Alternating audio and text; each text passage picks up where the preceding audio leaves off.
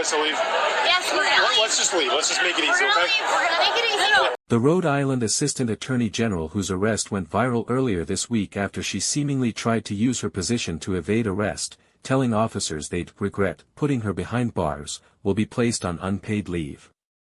Special Assistant Attorney General Devin Flanagan, who was arrested for trespassing, was placed on paid leave after the incident while the Rhode Island Attorney General's office reviewed the matter. Starting Monday, Flanagan will go on unpaid leave, the office told Fox News Digital. It is unclear how long Flanagan will remain on unpaid leave until a final determination is made on her employment.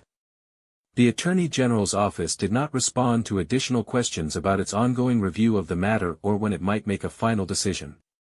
State payroll records, according to the Boston Globe, show that Flanagan was making about $113,000 a year in her position as a Special Assistant Attorney General. "I'm an AG. I'm an AG." Flanagan told police as they tried to detain her for failing to comply with their demands. "You're going to regret this. You're going to regret it. I'm an A-" Flanagan said as she was escorted to the back of a police car and the door was shut. "Good for you, I don't give a*s," one of the arresting officers said at one point. In a subsequent radio interview after Flanagan's arrest, Rhode Island Attorney General Peter Noronha called it inexcusable behavior that will likely result in strong sanction.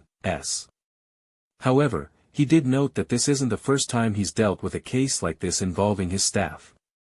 "I've got 110 lawyers. She embarrassed all of them. I haven't had many issues like this while I've been Attorney General.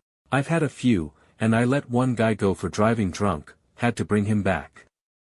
Well, I didn't have to but did bring him back after I fired him about a year later because, again, I needed somebody to go into a courtroom and try ugly, hard murder cases," Noronha told WPRO Radio.